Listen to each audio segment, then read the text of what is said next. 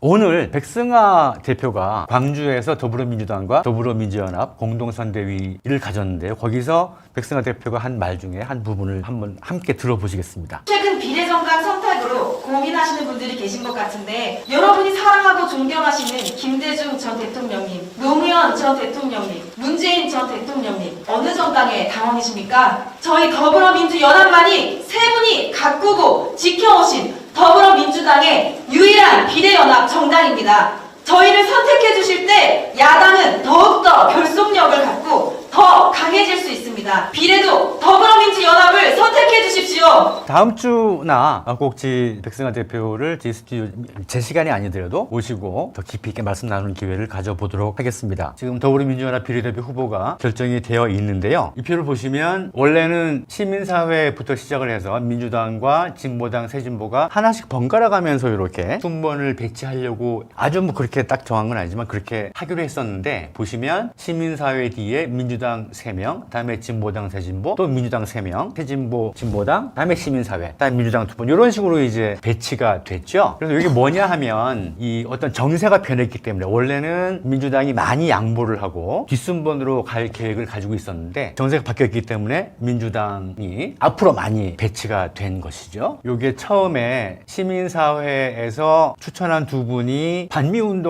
경력 때문에 시비가 돼서 나왔을 때 바로 사퇴를 했죠. 그런 등등이 보면 이분들도 너무나 절박하기 때문에 자격이 되니 안 되니 그럴 겨를이 없었던 거예요. 안 된다니까 무조건 하여튼 잘 되길 바란다고 바로 그냥 여기 퇴장을 하셨어요. 이 표를 보시면 맨 오른쪽을 보면 필요 득표율이라고 제가 적어놨습니다. 1번부터 10번까지는 큰 걱정이 없을 때고, 11번이 당선되려면 21.5% 득표를 해야지 되고요. 그다음에 12번이 당선이 되려면 23.5%를 득표를 해야 됩니다. 민주당에서 밝힌 것은 한 13번 정도가 안정권이 아니겠는가라고 얘기를 하더라고요. 그래서 25.4% 정도 생각을 하고 있고, 17번까지가 33.3%, 4%가 되면 17번까지 당선이 될 수가 있습니다. 원래 지난주에도 인터뷰를 하셨는데 제가 더불어민주연합을 찍는다면 이분 당선시켜주기 위해서 찍고 싶은 그런 분입니다. 한창민 전 사회민주당 대표의 말씀을 한번 같이 들어보겠습니다. 전체적으로 민주당의 지역은 많은 분들이 응원하고 지지하고 하는 흐름이 만들어졌는데, 더불어민주연합이 민주당이 범야권 연대를 통해서 만들어진 협력정당이라는 것을 잘 모르는 분들이 계십니다. 그래서 그 부분을 함께 알리기 위해서 공동 선대위도 하고, 그 다음에 어제 광주 지역 선대위를 할 때도 5.18 민주미역을 함께 참배하고 지역 일정도 함께 소화하는 그런 행보를 하고 있습니다. 비례대표의 의미라는 것이 지역구로 입성이 좀 어려운 여러 직능들이나 연령, 성별 이런 것을 비율을 어느 정도 맞춘다, 그런 뜻이 있는 걸로 알고 있는데요. 더불어민주연합의 구성은 어떻다고 생각하시나요? 두 가지 큰 의미가 있는 것 같습니다. 하나는 비례대표의 의미인 우리 사회의 다양성을, 그 다음에 직능별, 그 다음에 사회적 약자에 대한 배려까지 지역 선거에서 담지 못하는 부분을 담기 위한 노력들이 충분히 들어가 있고요. 또 하나는 조금 전에 이야기했듯이 민주당과 민주당 외곽에 있는 다양한 진보 정치 세력들이 함께했기 때문에 정치적인 다양성까지 포괄하고 있다. 사회민주당을 마지막으로 다시 창당한 것은 노무현 대통령과 노회찬 대표님이 북유럽 복지국가에 대한 모델들을 한국 사회에서 구현하고 싶어 했습니다. 그렇지만 현실적인 기득권이나 여러 가지 제약 때문에 이루지 못했는데, 그 뜻을 이어가는 사람들은 더 반드시 있다는 것을 보여주고 싶었고요. 민주당이 한국 야당사와 개혁 세력의 주축이기 때문에 연대와 신뢰와 협력으로 민주 진보 세력이 함께해야 된다는 두 분의 뜻도 있었기 때문에 저 또한 그 길에서 이번에 민주당 범비례 연합정당에 함께했다, 이렇게 보시면 좋을 것 같습니다. 더불어민주연합의 후보들이 어떤 삶을 살아왔는지, 또 어떤 직역, 또 어떤 기능, 어떤 특성을 가지고 있는지 앞으로 잘 살펴봐 주시길 바라겠습니다. 네, 이제 선거가 정말 얼마 남지 않았는데요. 판세 분석을 좀 해보도록 하겠습니다. 유권자들이 누구에게 투표를 할 것인가 결정하는 시기가 보통 투표 3주 전이라고 하는데, 그러니까 각 정당 민주당이 공천을 완료하고 후보를 등록하는 시기와 같다는 거죠. 바로 지금인 건데 그리고는 거의 안 바뀐다라고 하는데 맞나요? 예, 3주 전쯤 결정을 해서 3주 동안 특별한 일이 없는 한 그때 결정한 후보를 안 바꾼다고 합니다. 근데 이번에는 공천이 늦었죠. 후보 등록하기 한 최소한 열흘 전쯤은 공천이 거의 다 끝나서 미리 준비하고 해서 후보 등록이 들어갔는데 지금 민주당도 그렇고 국민의힘도 그렇고 오늘이 후보 등록인데 어제 다 끝났어요. 대부분 한두 석은 이제 그러는데 큰 공천이 거의 임박해서 끝나는 바람에 마음을 정하는 시기가 좀 늦춰질 수는 있는데 지금 시점에 결정을 하게 됩니다. 그래서 제가 그런 것 때문에 한 달 전 시기에 3월 10일 이후에 발표된 조사들을 모두 분석해 봤습니다. MBC 여론조사 M에 집계된 3월 10일 이후 발표된 조사가 한 200개쯤 돼요. 대구, 경북, 광주, 전남북은 거기 뭐 사실 큰 변수가 없지 않습니까? 거기 일단 빼고 나머지 지역 서울, 경기, 인천, 대전, 충청, 부울경, 강원 지역만 한번 분석을 해봤습니다. 84개 지역이 되더라고요. 민주당이 우세인 지역구가 51개, 국힘당이 우세인 지역구가 24개, 접전과 혼전인 지역구가 10개, 그래서 총 84개가 이렇게 되고 있네요. 결국 이것만 보면 이 선거 판세는 네. 지난 선거와 지금이 어떤 변화가 있는가. 그러니까 지난 선거 때 우세했던 지역이 혹시 열세로 바뀌진 않았나. 또 지난 선거 때 졌던 지역이 뒤집기를 하고 있지 않나. 그런 변화가 생기는 것이죠. 만약에 걱정을 하는 것은 어떤 거냐 하면 지난번에 이겼던 지역 중에 어떤 이유 때문에 상당히 많이 잃을 거라는 거잖아요. 150석도 못한다라고 하는 것은 지난 선거 때 163석을 했단 말입니다. 네. 그럼 13석이 줄어드는 거예요. 네. 그럼 지난번에 이겼던 13석 이겼던 지역에서 연이 바뀌어서 열세로 바뀐 지역이 13개 이상 된다는 얘기죠. 그런 것이 과연 그런가를 한번 살펴보려고 합니다. 네. 이쪽 화면을 보시면 지난번에 우세였는데 지금도 우세. 지난번에 열세였는데 지금도 열세. 그건 똑같은 거죠. 요게 한 85%좀 됩니다. 15%가 뭐 이게 달라졌거나 달라질 가능성이 있는 것이죠. 우세였다가 혼전으로 빠진 거 근소한 차이 한 2, 3% 정도로 지금 경합을 벌이고 있는 적이고 혼전은 들쭉날쭉하는 겁니다. 어떤 조사에는 우세양으로 나오다가 열세로 나오고 막 널뛰기 하는 그걸 이제 혼전 지역으로 집계를 했는데 우세였다가 지난번에 이겼다가 접전 혼전으로 빠진 지역이 5개, 열세였다가 접전 혼전으로 넘어온 것이 4군데, 우세였다가 열세로 된 게 1군데. 그러니까 열세에서 지금 우세로 바뀐 지역이 더 많은 거 아닌가요? 그렇죠. 지금 이거를 4배 뭐 이렇게 할 정도는 아니지만 너무 적어서 열세였다가 이기고 있는 적이 더 많다는 것이죠. 일단 판세를 읽을 수 있는 중요한 키인 것 같습니다. 전체적으로 지난 선거와 크게 다르지 않다. 85%가 이긴 데는 지금도 우세고 지난번에 진 데는 지금도 열세예요. 현재 접전 혼전 지역이 조사로 된 건 9군데인데요. 거의 대부분 우세로 가져올 수가 있고 최악의 경우로도 반반 정도는 할 수가 있습니다. 기본적으로 지난 선거와 판세가 거의 다르지 않다. 비슷하게 가고 예. 있다. 뭐 큰 아주 별일이 없다면 비슷하게 간다 이렇게 전망을 할 수가 있는데 그렇다면 이번에도 180석 예상을 할 수 있는 건가요? 예, 근데 이제 지난번 선거와 지금의 추세가 어떤가를 비교하는 것만 놓고 보면 거의 뭐 크게 다르지 않을 것 같다. 오히려 좀 더하면 더했지. 그렇게 생각이 되는데 중요한 건 투표율 변수가 있습니다. 아, 보통 이제 투표율이 높으면 민주당에 유리하고 투표율이 낮으면 민주당이 불리하다고 다들 얘기하는 거 다 아실 거예요. 그거를 데이터로 한번 보여드리도록 하겠습니다. 투표율이 2000년부터 시작을 해서 2004년 때 좀 올라갔다가 2008년에 확 떨어졌죠. 그리고 투표율이 점차 올라갔습니다. 민주당과 국민의당도 민주계열로 봐야 되니까 이런 거 다 조합해서 한 것이고요. 의석이 투표율 따라 움직이는 걸 보실 수가 있을 겁니다. 이 움직임이 거의 일치합니다. 2000년 선거에서 57%가 꽤 높은 거거든요. 높았는데 96석이 되었어요. 이 앞에 훨씬 적었습니다. 투표율이 높아서 민주계열이 오르고 국힘계열은 200석에서 124석 빠졌어요. 이때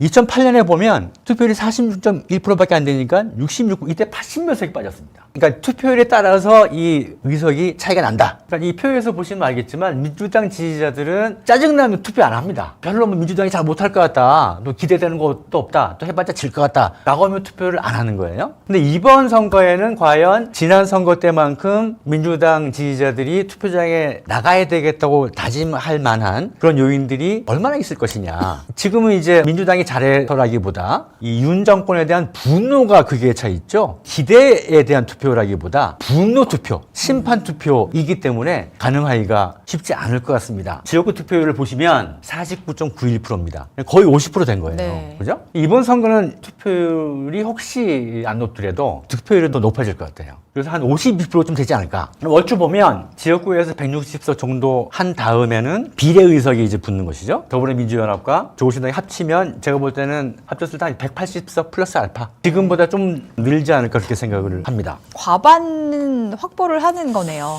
예, 제가 볼 때 그렇습니다. 네. 접전을 벌이고 있는 지역과 또 지난 선거에 다른 판세를 보이고 있는 지역을 좀 그 살펴볼까요? 부분을 지금부터 살펴보겠습니다. 네. 오늘 처음으로 조사가 나왔어요. 용산입니다. 용산. 네. 대통령실이 있는 지역구이기 때문에 중요한 곳입니다. 네. 왼쪽 위에를 보면 강태용 후보랑 권영세 후보가 지난번에도 맞붙었었는데요. 진짜 깻잎 한 장 차이로 진답니다. 그래서 열세 지역으로 네, 불과됐던 네, 거예요. 네. 오늘 조사가 동시에 나왔는데 앞서고 있습니다. 네. 4%에서 6% 정도. 그럼 이 정도면 한 5% 정도 이기면 그 뒤로는 대세가 이 흐름대로 이렇게 쭉 갈 것이다. 예, 네. 그렇게 예상이 됩니다. 자, 다음에는 정원진의 황기철 후보입니다. 여기도 지난번 선거 때 황기철 후보가 출마를 해서 1.36% 진대예요. 진짜 박빙으로 진대입니다. 근데 지금 조사가 한 개 나왔는데 7% 차이로 이기고 있습니다.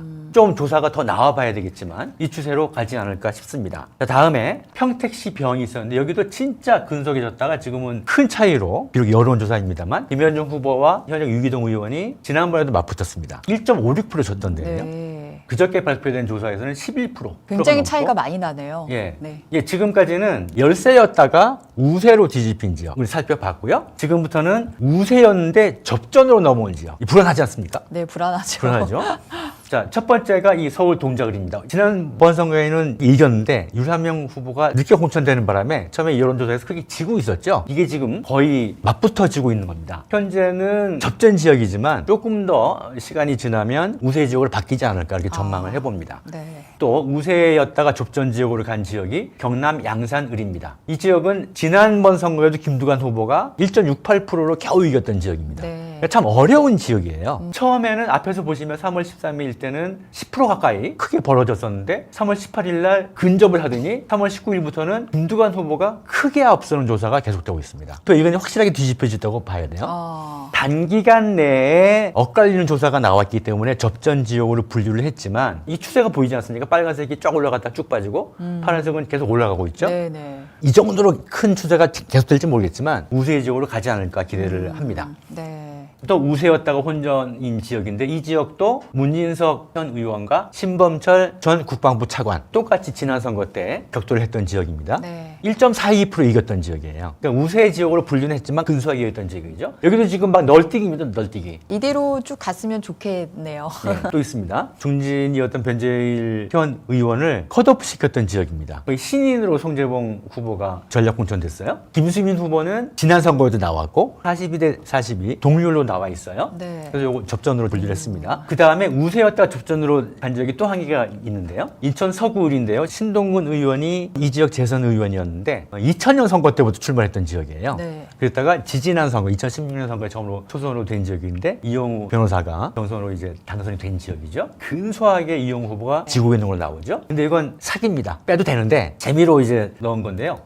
문항이 이렇습니다. 당 이름이 없습니다. 그러네요. 네. 정당 후보를 묻는 여론조사에서 당 이름을 뺐어요. 근데 박종진은 방송인이고 되게 유명한 사람이거든요. 그쵸, 네. 그다음 이용우 후보는 전 교육부 시민감사관이면 아무것도 아니잖아요. 이렇게 비교를 해놨어요. 가짜죠? 사기죠? 그럼에도 불구하고 이렇게 나왔다는 것은 앞으로 제대로 조사를 하거나 투표를 하면 훨씬 높아질 지역이다. 자, 다음은 열세였다가 접전으로 바뀐 지역. 가장 중요한 것이 지금 보는 강남을 지역입니다. 이 지역은 오늘 처음 여론조사가 나왔는데요. 2.9%. 강남에서는 이제 죽음이라고 하는데, 근데 강창희 후보가 자기가 들어가겠다고 해서 지금 첫 조사가 나왔는데 2.9%가 나왔습니다. 다음이 이제 부산 사상입니다. 지난 여론조사에서는 1% 차이. 네. 저희도 큰 차이 없죠. 1% 차이였다가 지금도 뭐 거의 차이는 없네요. 0.3% 차이 졌는데 접전 이루어진 대표적인 곳이 이 분당갑입니다. 여기는 후보가 다 바뀌었어요. 김병관 후보도 이 깻잎 한 장 차이 0.72% 차이로 졌던 데입니다. 근데 이광재 후보가 출마를 해서 처음에 안철수 후보한테 굉장히 큰 차이로 차이가 났었죠. 이 지역은 진짜 워낙 관심 지역이라서 조사가 굉장히 많습니다. 네. 앞에 거 다 빼고 3월 13일부터 보면 보면 거의 9% 차이 이렇게 차이가 나다가 19일부터 같아지더니 그 뒤부터는 네. 높게 나오는 조사가 네. 나오기 시작합니다. 네. 다음이 이제 박수현 후보가 출마한 공주 부여 청량입니다. 지난번에도 이 두 후보가 붙어서 2.22% 진 지역입니다. 처음에는 크게 떨어지는 거 나오더니 점차 붙고 있습니다. 접전 지역으로. 이것도 좀 더 지켜봐야지 되겠죠? 자, 다음이 열세에서 혼전으로 간 지역 중에 가장 중요한 지역입니다. 여러분 아시겠지만 충남 홍성 예산이죠. 양승조 전 지사가 천안 을이 지역구였는데 당에서 어려운 데 가라. 이 홍성 예산이 해방 이래 단 한 번도 민주당이 당선된 적이 없는 지역이에요. 거기를 가려고 하니까 두말 없이 내려가서 운동을 벌이고 있는 지역입니다. 조사가 처음 시작될 때는 3월 18일 조사까지만 해도 10% 이상 이렇게 차이가 나다가 20일 이후의 조사는 붙더니 20일 조사에서는 앞서는 걸로 나오더니 오늘 조사에서 또 근접한 걸로 나오고 있습니다. 네. 그래서 마지막으로 한 개를 보겠습니다. 이 지역은 우세였다가 상당히 열세를 보이고 있는 지역입니다. 충북 도의원을 지낸 이광희 후보가 이장섭 현역 의원을 경선으로 물리치고 후보로 공천된 지역인데요. 지난번 선거에서도 딱 3% 이겼을 정도로 청주의 4개 지역구 가운데 가장 어려운 지역입니다. 예, 그런 걸 감안하면 뭐 3% 차이. 그래서 지금까지 굉장히 많은 지역을 훑어봤는데요. 우세였다가 어렵게 바뀐 데는 마지막에 본 청주 서원밖에는 없다고 봐야지 되겠죠. 열세라고 하더라도 다 근소하고 네. 추세도 상승하고 있는 추세이고